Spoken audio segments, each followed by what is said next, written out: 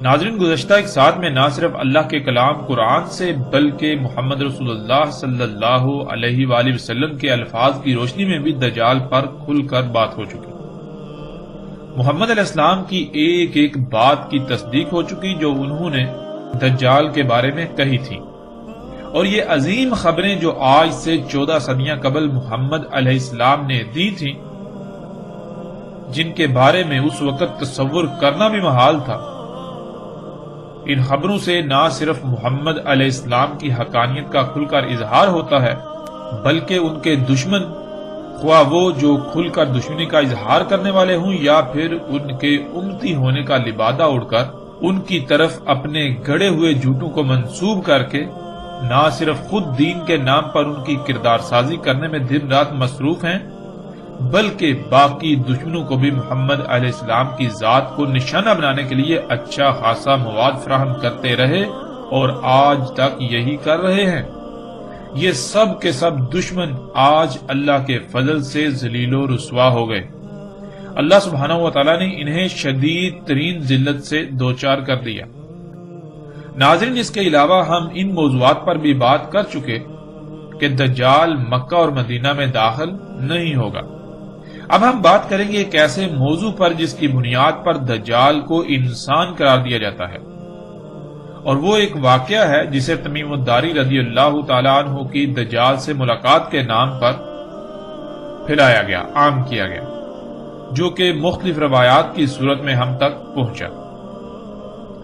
ناظرین، ہم اللہ کے فضل سے اس واقعے کو ہر پہلو سے کھول کر سامنے رکھیں گے تاکہ آج تک جن حقائق کو چھپا کر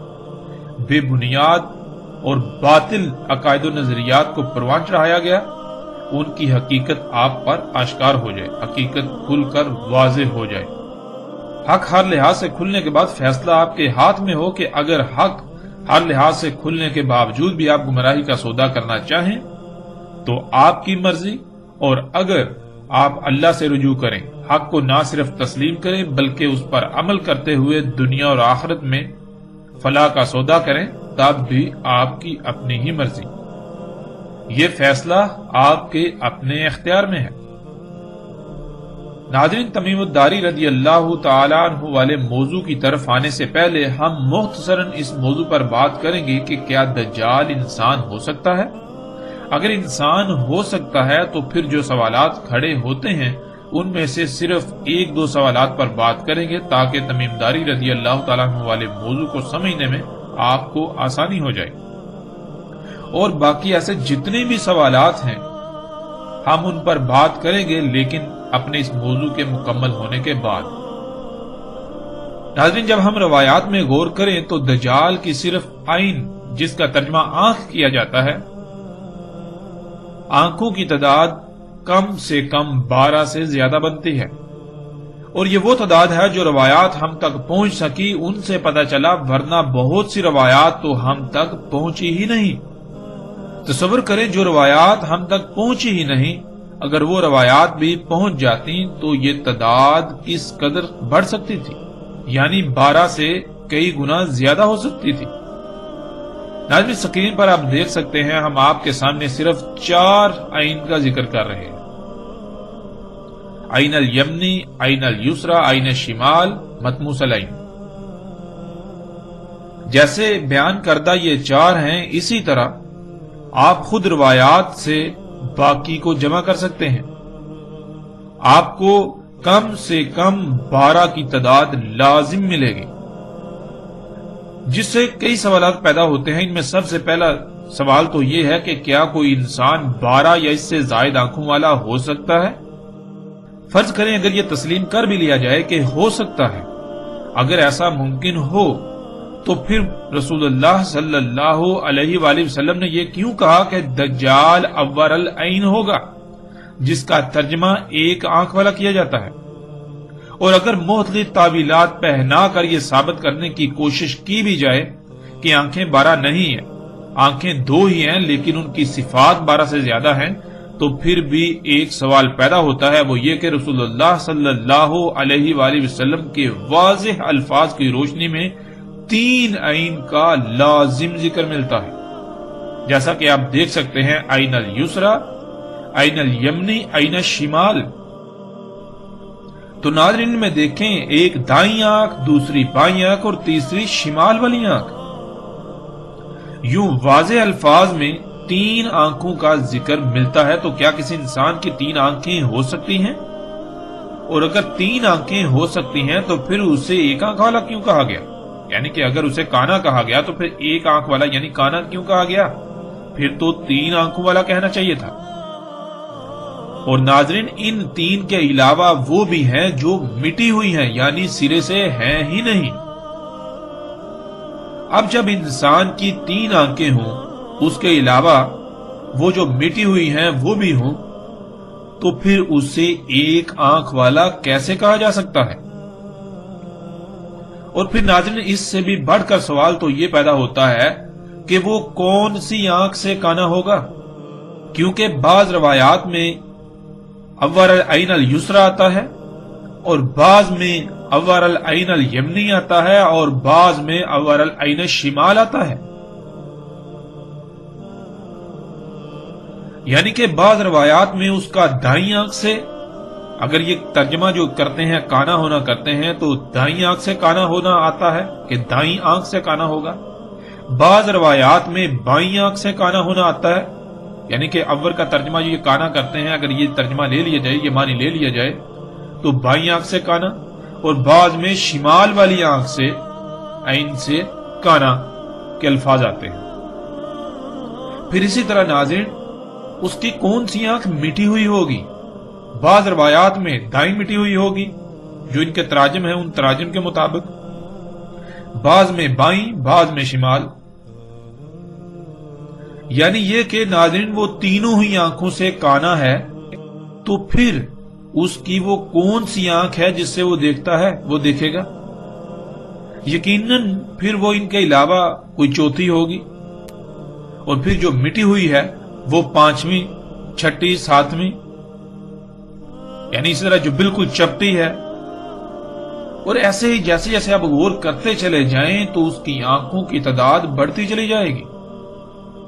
اب ناظرین، آپ خود غور کریں کہ وہ کون سی آنکھ سے کانا ہوگا۔ یعنی بعض روایات میں دائیں کا ذکر ہے، بعض میں بائیں کا ذکر ہے، بعض میں شمال کا ذکر ہے، تو کون سی آنکھ سے کانا ہوگا؟ ناظرین، اس سوال کا جواب کسی ایسے شخص کے پاس نہیں ہے، نہ وہ اس سوال کا جواب دے سکتا ہے جو اس بات پر بزد ہے کہ دجال انسان ہوگا۔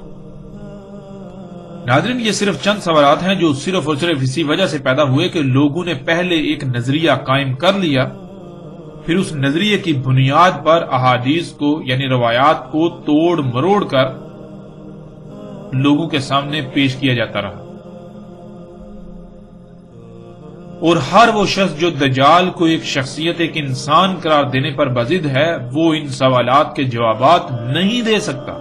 اس کے علاوہ درجنوں نہیں سینکڑوں سوالات ہیں جن میں سے بعض پر ہم بات کریں گے، لیکن ہم اس موضوع کے بعد، یعنی کہ جب ہمارا یہ موضوع مکمل ہوگا تو اس کے بعد ہم ان سوالات کی طرف بھی آئیں گے۔ اب جب ناظرین ہم رسول اللہ صلی اللہ علیہ وآلہ وسلم کے الفاظ کو دیکھیں تو رسول اللہ صلی اللہ علیہ وآلہ وسلم نے کہیں بھی یہ نہیں کہا کہ دجال ایک آنکھ والا ہوگا،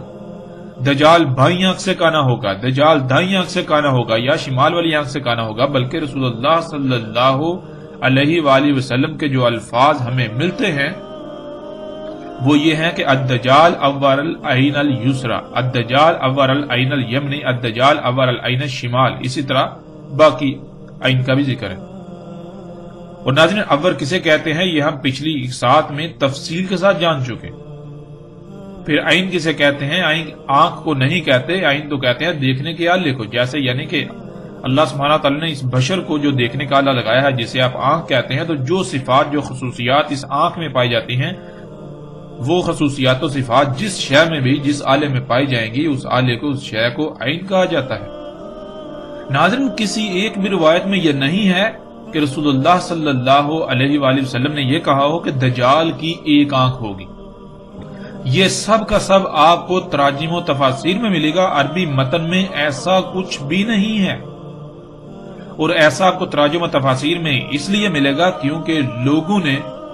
جو خود کو علماء کہلاتے رہے اور کہلاتے ہیں، انہوں نے دجال کے بارے میں پہلے ایک نظریہ قائم کیا، پھر اپنے اسی نظریے کو، اپنے اسی عقیدے کو روایات کی صورت میں پیش کیا، روایات کو اسی طرح سے توڑا مروڑا گیا۔ اللہ کے فضل سے دجال کے موضوع پر جب بات مکمل ہو چکے گی تو ہم آخر میں ان کے تراجم و تفاسیر کی بھی اچھی طرح سے پول کھولیں گے، آپ کے سامنے حقائق بالکل ہر لحاظ سے سامنے رکھیں گے۔ ناظرین، کسی بھی روایت میں یہ نہیں ہے کہ دجال کی ایک آنکھ ہے، پھر کبھی کہا جاتا ہے کہ وہ دائیں آنکھ سے کانا ہے، کبھی کہا جاتا ہے وہ بائیں آنکھ سے کانا ہے، کبھی کہا جاتا ہے شمال والی آنکھ سے کانا ہے،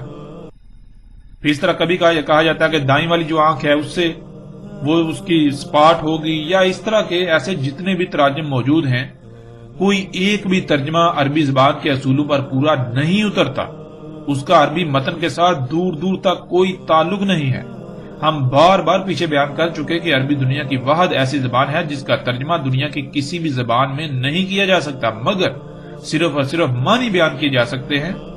آج معنی کے بجائے مفہوم کا لفظ استعمال کیا جاتا ہے اور معنی سے مراد ترجمہ لے لیا جاتا ہے، جو کہ بالکل غلط العام ہے۔ ناظرین، تمام کی تمام روایات میں کہا گیا کہ دجال ہی وہ شے ہے جو یک طرفہ دیکھنے کا آلہ ہے، اور وہ کوئی ایک آلہ نہیں ہے، بلکہ رسول اللہ صلی اللہ علیہ وآلہ وسلم نے اس کی تفصیلات بیان کر دی، جو الحمدللہ پیچھے گزشتہ ایک ساتھ میں گزر چکی۔ اور ناظرین، یہی وہ وجہ تھی جس وجہ سے رسول اللہ صلی اللہ علیہ وآلہ وسلم نے یہ کہا تھا کہ یہ ممکن ہی نہیں کہ دجال تمہاری عقلوں میں آ جائے، یعنی کہ رسول اللہ صلی اللہ علیہ وسلم نے کہا کہ دجال کیا ہے، اس کے بارے میں میں سب کچھ ہر لحاظ سے کھول کھول کر بیان کر چکا، بتا چکا تمہیں، اس کے باوجود بھی یہ ممکن ہی نہیں ہے کہ وہ تمہاری عقلوں میں آ جائے، یعنی کہ دجال تمہاری عقلوں میں آئے گا ہی نہیں۔ اب ناظرین غور کریں کہ رسول اللہ صلی اللہ علیہ وآلہ وسلم ان لوگوں کو مخاطب کر رہے ہیں جن کی زندگی میں دجال نے آنا ہے، ان کو یہ کہہ رہے ہیں کہ تم دجال کو پہچان ہی نہیں سکو گے، دجال تمہاری عقلوں میں ہی نہیں آئے گا، کہ دجال کیا شے ہے وہ تمہاری عقلوں میں نہیں آئے گا۔ اب ناظرین، جن کی زندگی میں دجال نے آنا تھا، آنا ہے، جب ان کی عقل میں ہی دجال نہیں آئے گا، وہ دجال کو سمجھ ہی نہیں پائیں گے، الٹا اس کا مسیحا سمجھ لیں گے، تو ناظرین جن کی زندگی میں دجال نے آنا ہی نہیں تھا، جن کی زندگی میں دجال کا کوئی تصور تک بھی نہیں تھا، تو انہوں نے دجال کے پورے نقشے کیسے کھینچ ڈالے؟ ان کو یہ اختیار کس نے دیا؟ ان کے اوپر کیا وحی نازل ہوئی کہ دجال ایک شخصیت ہوگی؟ اس کا باقاعدہ ایک نقشہ جو ہے وہ ڈیزائن کر دیا۔ ناظرین، یہ کیسے ہو سکتا ہے؟ یعنی رسول اللہ صلی اللہ علیہ وآلہ وسلم ان لوگوں کے بارے میں کہتے ہیں جن کی زندگی میں دجال نکلے گا، کہ دجال ان لوگوں کی عقلوں میں نہیں آئے گا جن کی زندگی میں نکلے گا۔ اب ہوتا کیا ہے کہ جن آج سے پیچھے چلے جائیں 200-400 سال پہلے، 500 سال پہلے، 1000 سال پہلے، تو جن کی زندگی میں دجال کے بارے میں تصور کرنا بھی محال ہے، ان لوگوں نے جو اپنے آپ کو علماء کہلاتے رہے، انہوں نے دجال کا پورا ایک نقشہ کھینچ دیا، اور اکثریت آج تک اسی پر ڈٹی ہوئی ہے اور گمراہی کا شکار ہو رہی ہے اور گمراہی کا شکار ہوئی۔ ناظرین، اب آتے ہیں کہ دجال کو انسان کس بنیاد پر قرار دیا گیا، یعنی دجال کو انسان ثابت کرنے یا دجال کے انسان ہونے کے عقیدے کی وجہ کیا بنی؟ وہ کون سی روایت ہے جس کی بنیاد پر دجال کو ایک انسان قرار دیا گیا؟ بلکہ نہ صرف انسان قرار دیا گیا، بلکہ ایک معین شخصیت جو کہ ایک جزیرے پر قید ہے۔ یہ تاثر، یہ عقیدہ، یہ نظریہ پوری دنیا میں پھیلا دیا گیا۔ دجال کو انسان سمجھنے اور دجال کا انسان ہونے کا نظریہ ایک ایسی روایت بنی جس میں ایک صحابی رضی اللہ تعالی عنہ کا واقعہ مذکور ہے۔ ناظرین، یہ ایک ہی واقعہ ہے، لیکن مختلف راویوں سے بیان ہونے کی وجہ سے یہ مختلف روایات کی صورت میں ہم تک پہنچتا ہے، اور پھر مختلف راویوں سے بیان ہونے کی وجہ سے روایات میں ایسی خامیاں موجود ہیں، اس واقعے کے اندر ایسی خامیاں اور ایسے تضادات موجود ہیں جن کی وجہ سے تحقیق کرنے والوں نے ایسی تمام روایات کا سرے سے نہ صرف انکار کر دیا بلکہ انہیں من گڑت قرار دیا۔ اور بلا شک و شبہ اگر کوئی انسان، کوئی شخص غیر جانبدارانہ تحقیق کرے تو اسے من گڑت ہی قرار دے گا۔ مگر اس کے باوجود وہ تمام لوگ جنہوں نے دجال کو ایک انسان قرار دیا وہ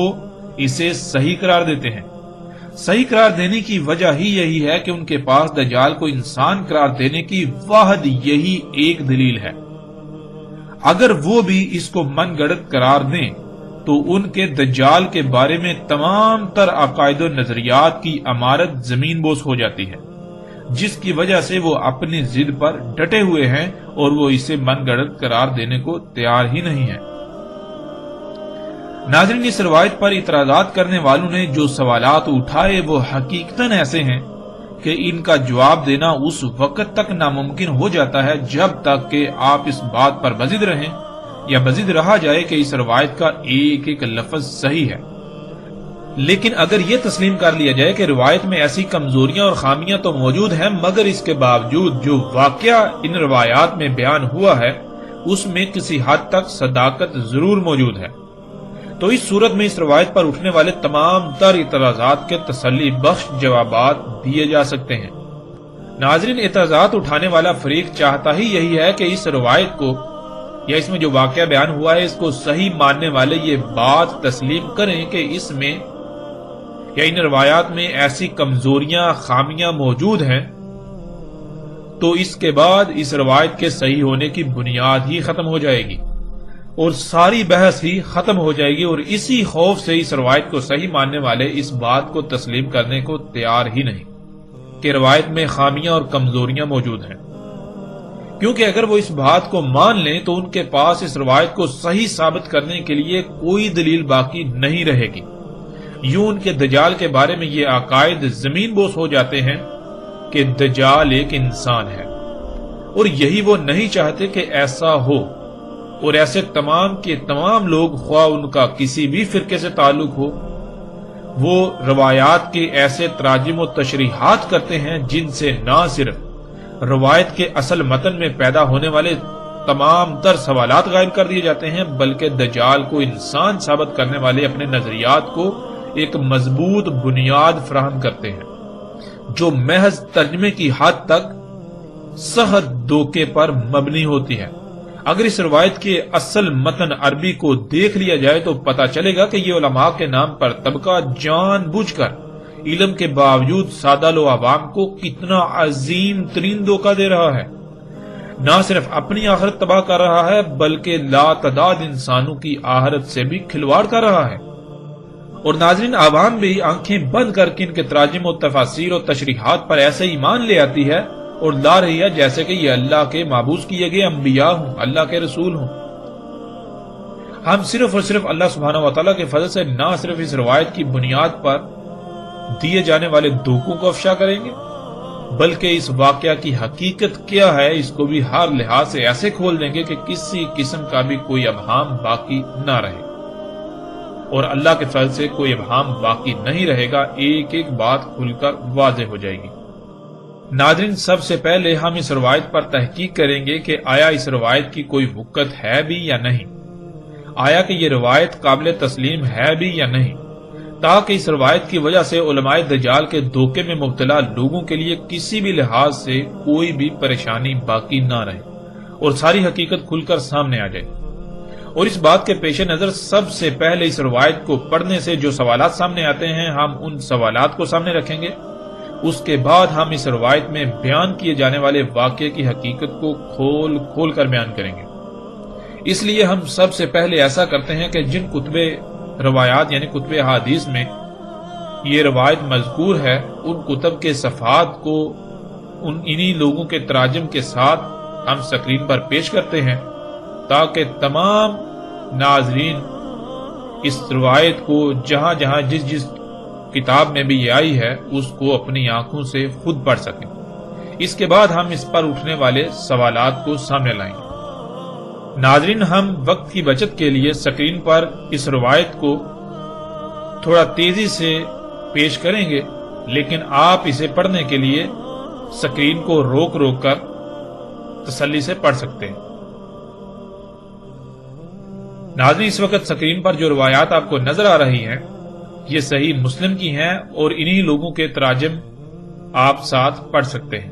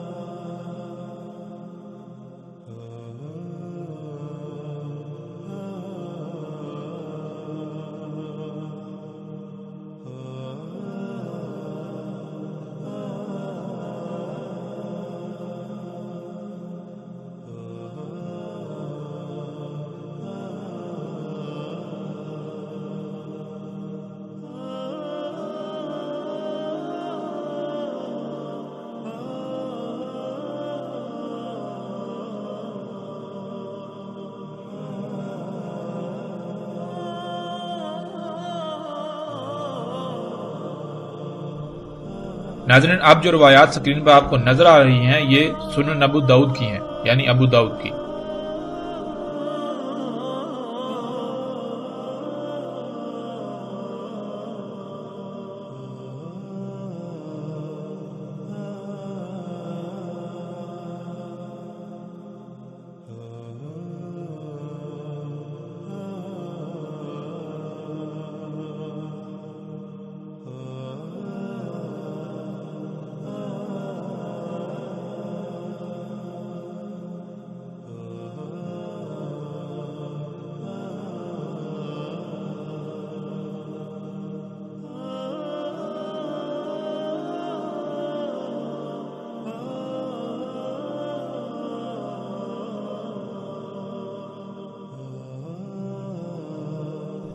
اب جو روایات آپ کو سکرین پر نظر آ رہی ہیں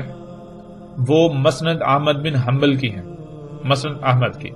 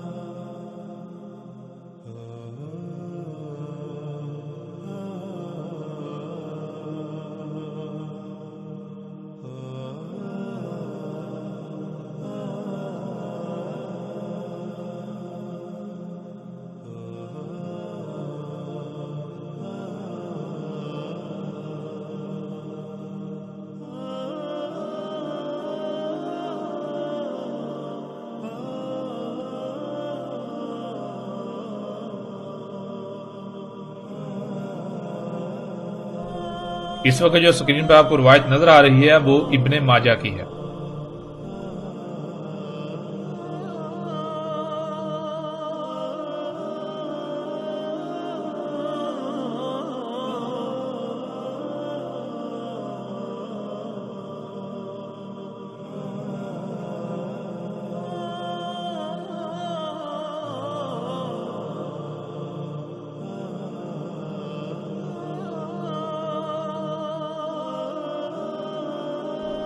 ناظرین ان روایات کو آپ خود پڑھ چکے،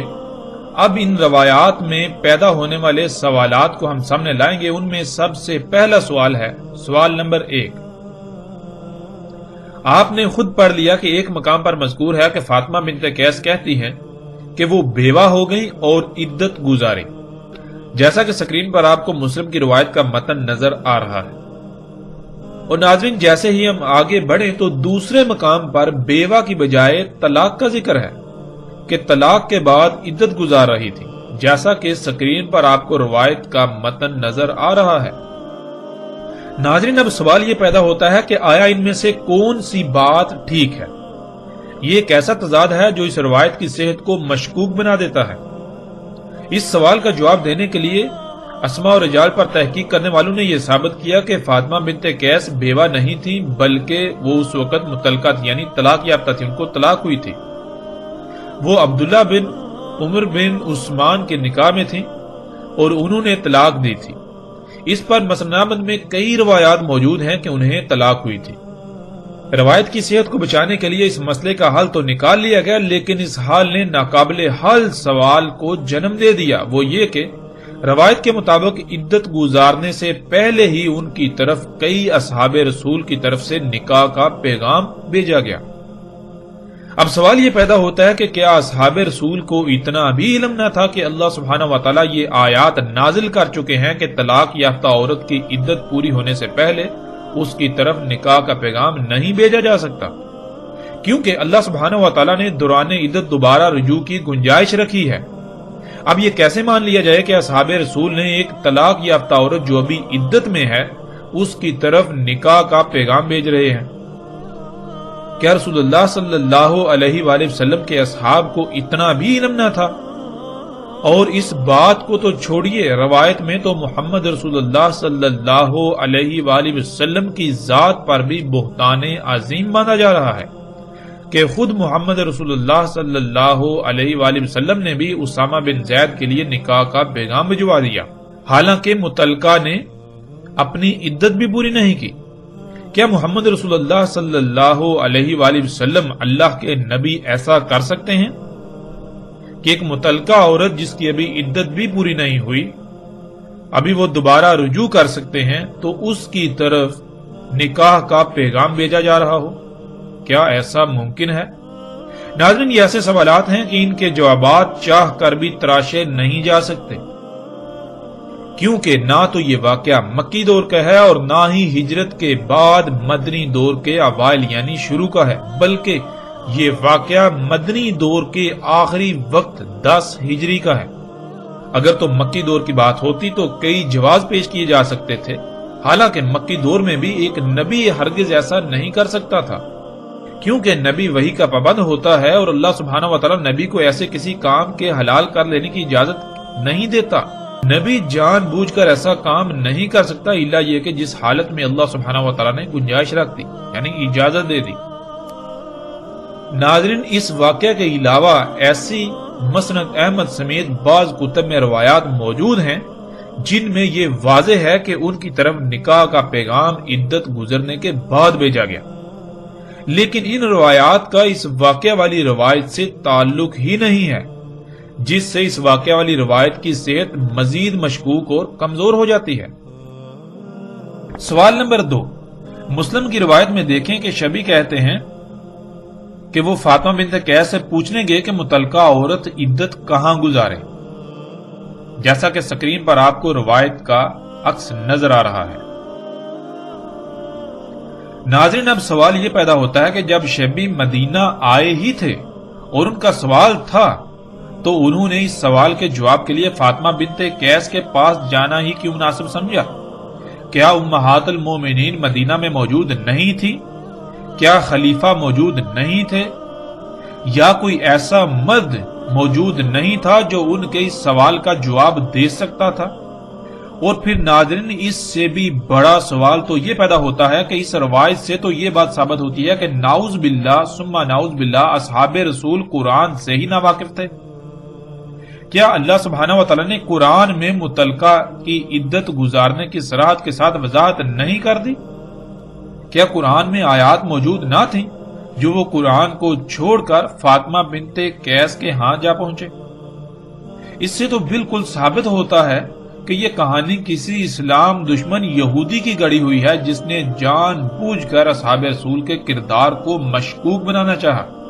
اور اس واقعہ کو فاطمہ بنت قیس سے منسوب کر دیا، اور خود کو امت مسلمہ کہلانے والوں نے خود کو فرقوں میں تقسیم کر کے اپنے اپنے فرقے اور اس کے نظریات کو سچا ثابت کرنے کے لیے ایسی روایات کو بطور دلائل استعمال کرنا شروع کر دیا۔ اب ناظرین آتے ہیں اگلے سوال کی طرف۔ سوال نمبر 3، اس روایت کے تمام مقامات کو سامنے رکھیں تو جو تضادات سامنے آتے ہیں وہ آپ کے سامنے ہیں۔ ایک مقام پر مذکور ہے کہ یہ واقعہ تمیم داری رضی اللہ تعالیٰ عنہ کے ساتھ پیش آیا، وہ بذات خود سمندری جہاز میں سوار تھے، جیسا کہ سکرین پر روایات کے عکس میں آپ دیکھ سکتے ہیں۔ پھر ناظرین، دوسرے مقام پر تمیم داری رضی اللہ تعالیٰ عنہ کی بجائے ان کے چچا زاد کا ذکر ہے کہ یہ واقعہ تمیم داری کے ساتھ پیش نہیں آیا بلکہ ان کے چچا زاد کے ساتھ پیش آیا، اور اس کو بھی آپ سکرین پر دیکھ سکتے ہیں۔ پھر ناظرین، اس سے بھی بڑھ کر حیرانی والی بات یہ ہے کہ تیسرے مقام پر نہ تمیم داری کا ذکر ہے اور نہ ہی ان کے چچا زاد کا، یعنی کہ نہ یہ واقعہ تمیم داری کے ساتھ پیش آیا اور نہ ہی ان کے چچا زاد کے ساتھ، بلکہ ان دونوں کے برعکس یہ واقعہ ان کی قوم کے کچھ لوگوں کے ساتھ پیش آیا۔ سکرین پر آپ اس کو دیکھ سکتے ہیں۔ پھر ناظرین، مزید حیرانگی والی بات تو یہ ہے کہ چوتھے مقام پر یوں مذکور ہے کہ پہلے رسول اللہ صلی اللہ علیہ وآلہ وسلم کہتے ہیں کہ تمیم داری میرے پاس آئے، مجھے خبر دی، اور ساتھ ہی یہ بھی آ جاتا ہے آگے کہ مجھے خبر تمیم داری کے چچا زاد نے دی، جیسا کہ آپ روایت کو سکرین پر دیکھ سکتے ہیں۔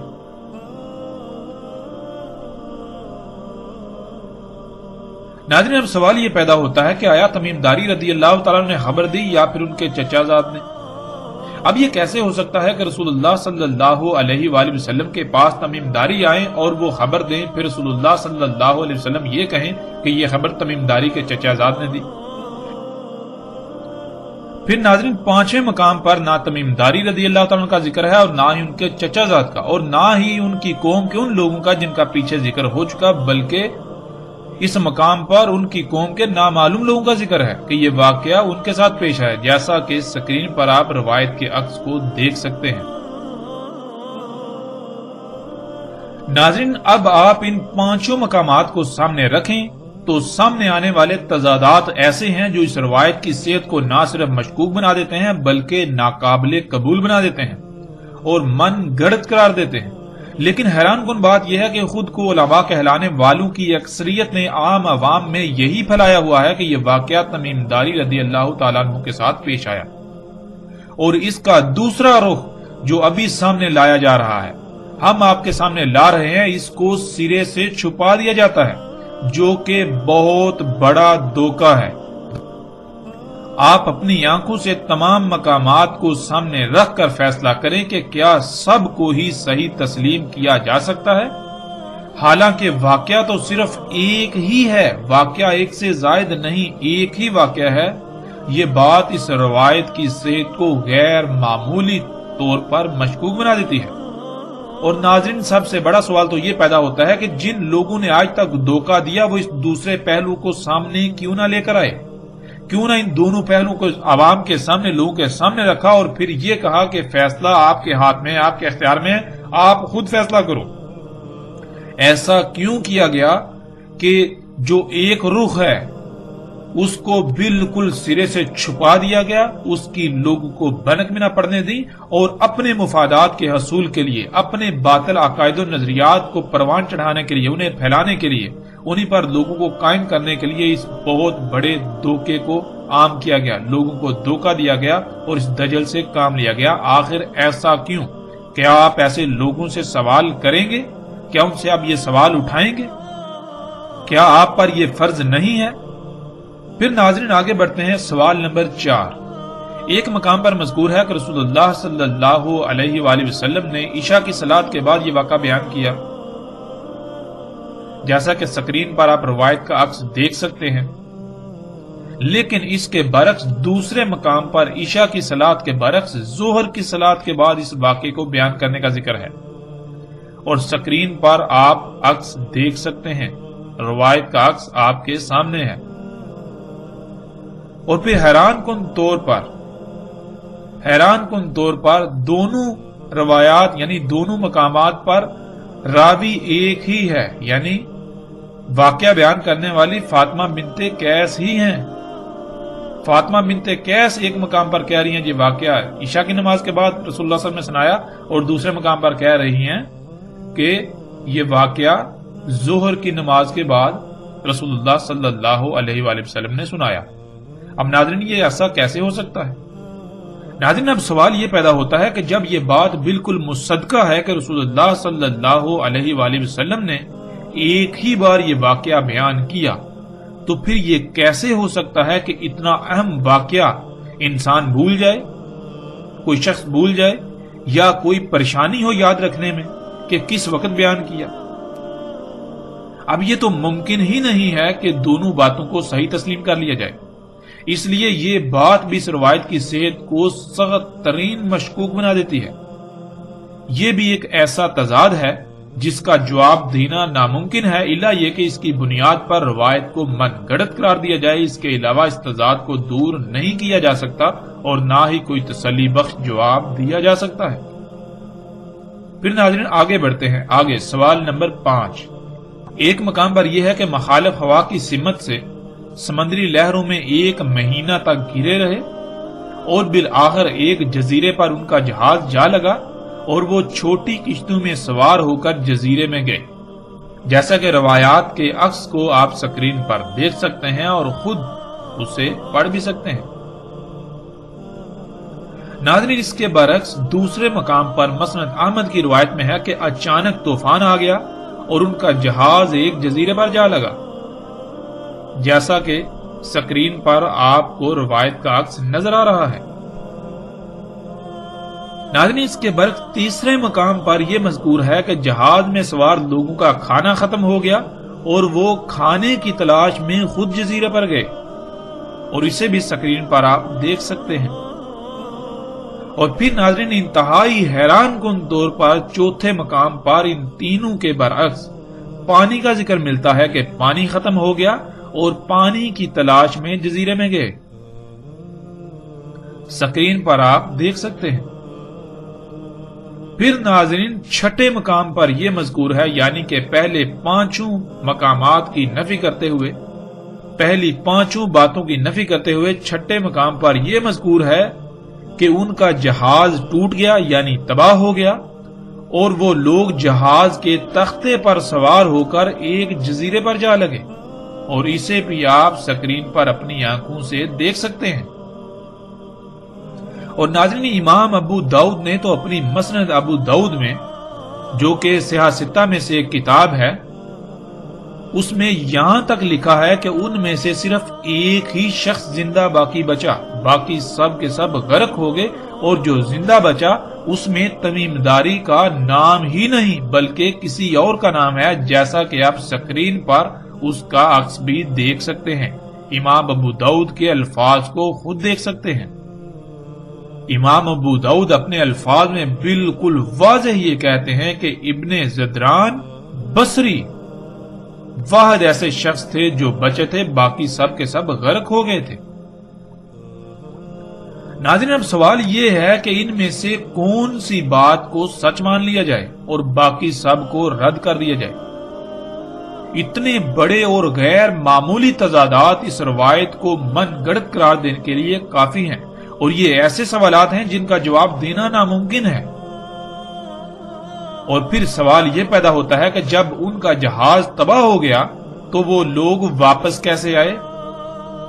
یعنی کہ اگر امام ابو داؤد کی بات کو ایک طرف رکھ دیا جائے، چھوڑ دیا جائے کہ باقی سب غرق ہو گئے، صرف ایک شخص بچا، اگر یہ تسلیم کر لیے جہاز غرق ہو گیا اور وہ سب بچ گئے، لیکن وہ سب کے سب لوگ جہاز تباہ ہونے کے باوجود واپس کیسے آ گئے؟ کس طرح واپس پہنچے؟ امام ابو داؤد کے مطابق ان میں صرف ایک ہی شخص زندہ بچا، باقی سب غرق ہو گئے، تو پھر یہ سب رسول اللہ صلی اللہ علیہ وآلہ وسلم نے بیان کیوں نہ کیا؟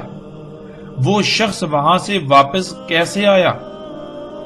اس کی بجائے تمیم داری رضی اللہ تعالیٰ عنہ نے واقعہ کیوں سنایا؟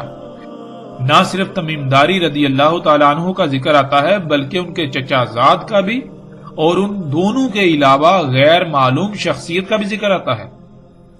اور پھر ان تینوں کے برعکس ان کی قوم یا پھر ان کی قوم کے بھی غیر معلوم لوگوں کا ذکر آتا ہے۔ آخر یہ سب تضادات کہاں سے آگے؟ کہیں پر پانی کی تلاش میں جزیرے پر جانے کا ذکر، تو کہیں پر روٹی کی تلاش میں، کہیں پر جہاز بھٹک کر خود ہی جا لگا، کہیں پر جہاز تباہ ہو گیا۔ آخر یہ تمام تر سوالات کے جوابات کیسے حاصل ہو سکتے ہیں؟ یہ ایسے سوالات ہیں جو اس روایت کو من گڑت قرار دینے کے لیے کافی ہیں، اور کوئی بھی اس کی مخالفت نہیں کر سکتا۔ اگر کوئی مخالفت کرے گا تو اس کو ان تمام سوالات کے جوابات دینا لازم ہوں گے، جو کہ ناممکن ہے۔ اس طرح ناظرین، سوال نمبر 6، ایک مقام پر یہ ہے کہ رسول اللہ صلی اللہ علیہ وآلہ وسلم نے خود تمیم داری سے یہ سن کر بیان کیا، لیکن دوسرے مقام پر اس کے برعکس یہ مذکور ہے کہ رسول اللہ صلی اللہ علیہ وآلہ وسلم نے تمیم داری رضی اللہ تعالیٰ عنہ کو سامنے نکالا، اور تمیم داری نے یہ واقعہ لوگوں کے سامنے بیان کیا، جیسا کہ آپ سکرین پر روایات کے عکس کو دیکھ سکتے ہیں۔ ناظرین، اب یہاں سوال یہ پیدا ہوتا ہے کہ ان میں سے کس بات کو صحیح تسلیم کیا جائے؟ اگر دونوں میں سے ایک کا رد کیا جائے تو اس کی بنیاد کیا ہوگی؟ یہ کیسے ثابت ہوگا کہ جسے رد کیا جا رہا ہے، جسے ترک کیا جا رہا ہے، وہی غلط ہے، اور جو بات لی جا رہی ہے وہی ٹھیک ہے؟ یہ بھی تو ہو سکتا ہے کہ دونوں ہی غلط ہوں۔ یہ سوال بھی اس روایت کی صحت کو مشکوک اور ناقابل اعتماد بنا دیتا ہے۔ اب ناظرین بڑھتے ہیں اگلے سوال کی طرف۔ سوال نمبر 7، روایات میں مذکور ہے کہ جساسہ سے ملاقات ہوئی اور یہ کہا جاتا ہے کہ وہ ایک جانور تھا، تو یہاں سوال یہ پیدا ہوتا ہے کہ کہیں اسے جانور لکھا اور کہا جاتا ہے، اور کہیں پر یہ کہا جاتا ہے کہ وہ ایک عورت تھی جس پر اتنی کثرت سے بال تھے کہ اس کے اگلے اور پچھلے حصے کا پتہ ہی نہیں چلتا تھا، جیسا کہ سکرین پر روایات کو آپ دیکھ سکتے ہیں، خود پڑھ سکتے ہیں۔ تو ناظرین، کیا وہ جانور تھا یا ایک عورت؟ اگر جانور تھا تو اس جانور نے ان سے کس زبان میں بات کی اور کیسے بات کی؟ وہ لوگ عرب تھے تو ظاہر ہے ان کی زبان عربی تھی، تو اس جانور نے ان کے ساتھ عربی زبان میں اتنی روانی سے کیسے بات کی؟ کیا ایسا ممکن ہے؟ اور اگر وہ جانور نہیں تھا بلکہ عورت تھی تو وہ عورت وہاں کہاں سے آ گئی؟ اور پھر وہ کیسی عورت تھی جس پر بالوں کی اتنی کثرت تھی کہ نہ ہی اس کا اگلا اور نہ ہی اس کا پچھلا حصہ واضح تھا، پچھلے حصے کا پتہ چلتا تھا؟ کیا کوئی انسان ایسا ہو سکتا ہے، یعنی کوئی بشر ایسا ہو سکتا ہے؟ اور اس عورت نے ان سے کس زبان میں بات کی؟ اگر عربی میں بات کی تو وہ عورت عربی کیسے جانتی تھی؟ ناظرین، یہ ایسے سوالات ہیں کہ جن کے جوابات دینا بالکل ناممکن ہے۔ جیسے جیسے ہم آگے بڑھیں گے، آگے چل کر اس چیز کی بالکل کھل کر وضاحت ہو جائے گی کہ وہ جساسہ کیا تھا، جس کو عورت کہا گیا، بلاہر اس کی حقیقت کیا تھی۔ ہر لحاظ سے الحمدللہ آگے جا کر وضاحت ہو جائے گی۔ اب بڑھتے ہیں آگے سوال نمبر 8 کی طرف۔ سوال نمبر 8، ناظرین، ایک مقام پر ہے کہ انہوں نے جساسہ پر سلام بھیجا اور اس نے ان کے سلام کا واپس جواب بھی دیا، لیکن اس کے برعکس دوسرے مقام پر ملتا ہے کہ انہوں نے کہا تیرے لیے ویل ہو، جس کے معنی ہلاکت کے کیے جاتے ہیں، حالانکہ ویل جہنم کی گاٹیوں میں سے ایک گاٹی ہے۔ ان دونوں مقامات کو واضح طور پر روایات کے دیے گئے عکس میں آپ سکرین پر دیکھ سکتے ہیں۔ ناظرین، یہ بھی ایک غیر معمولی تضاد ہے۔ اگر تو جساسہ جہنمی تھا تو انہوں نے اس پر سلام کیسے بھیجا؟ اور اگر وہ جنتی تھا تو انہوں نے اس کے لیے ویل کیوں کہا؟ یہ غیر معمولی تضاد ہے، اس روایت کو مشکوک اور ناقابل تسلیم بنا دیتا ہے۔ اور پھر ناظرین، ان میں سے ظاہر ہے ایک ہی بات سچ ہو سکتی ہے، دونوں تو سچ نہیں ہو سکتی۔ سلام بھی بھیج رہے ہیں اور ویل بھی بھیج رہے ہیں، اور کب؟ جب اس سے سامنا ہوا، اس سے ملاقات ہوئی، یعنی کہ ملاقات کی ابتدا کی بات ہو رہی ہے۔ ناظرین، اس کا جواب بھی دینا ایسے لوگوں کے لیے ناممکن ہے جو محض اپنی ضد اور انا کی خاطر، اپنے باطل نظریات کو کھوکھلی بنیاد فراہم کرنے کی خاطر اس روایت کو سینے سے لگائے پھرتے ہیں۔ چاہے ان کے اس فعل سے ساری انسانیت گمراہ ہو جائے، انہیں اس کی کوئی پرواہ نہیں، بلکہ ان کو اپنی انا، ضد، ہٹ درمی اور باطل عقائد سے بڑھ کر اور کچھ بھی عزیز نہیں ہے۔ حالانکہ ایسے لوگوں کو چاہیے تھا اور چاہیے کہ پیچھے اگر کوئی غلطی ہوئی، جو غلطی کی ہے تو اس کی آگے اصلاح کریں، اس کو نہ دہرائیں۔ جو پیچھے اپنی کی ہوئی غلطیوں سے سیکھ کر اس کی اصلاح نہیں کرتے، اللہ سبحانہ و تعالیٰ نے انہیں قرآن میں خنزیر کہا، اور رسول اللہ صلی اللہ علیہ وآلہ وسلم نے بھی انہیں خنزیر کہا، کہ جو اپنی غلطی، پیچھے جو ماضی میں کی ہوئی غلطیاں ہیں، ان کی جب وہ واضح ہو جائیں تو ان کی اصلاح کرنے کے بجائے الٹا ان کے اوپر ڈٹ جانا، یہ خنزیر ہونے کی علامت ہے، سور کی علامت ہے۔ آگے ناظرین، سوال نمبر 9، ایک مقام پر یہ ہے کہ جب وہ الدین میں داخل ہوئے تو انہوں نے دجال پر سلام بھیجا اور اس نے واپس ان پر سلام بھیجا، لیکن دوسرے مقام پر اس کے برعکس اس پر ویل بھیجی گئی، یعنی جہنمی قرار دیا گیا، جیسا کہ روایات کے عکس آپ سکرین پر دیکھ سکتے ہیں۔ سوال نمبر 10، روایات میں ایک مقام پر الدیر کا لفظ آیا ہے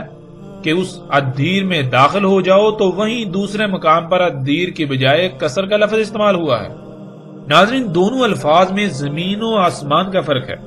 کسر کہتے ہیں محل کو،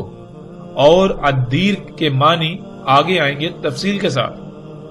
یہاں یہ بھی سوال پیدا ہوتا ہے کہ ان دونوں میں سے ایک ہی صحیح ہو سکتا ہے، اور وہ کون سا مقام صحیح سمجھا جائے، اور ایک کو صحیح اور دوسرے کو غلط ثابت کرنے کے لیے کن دلائل کا سہارا لیا جائے گا کہ جس سے انسان کو تسلی ہو جائے کہ یہی صحیح ہے۔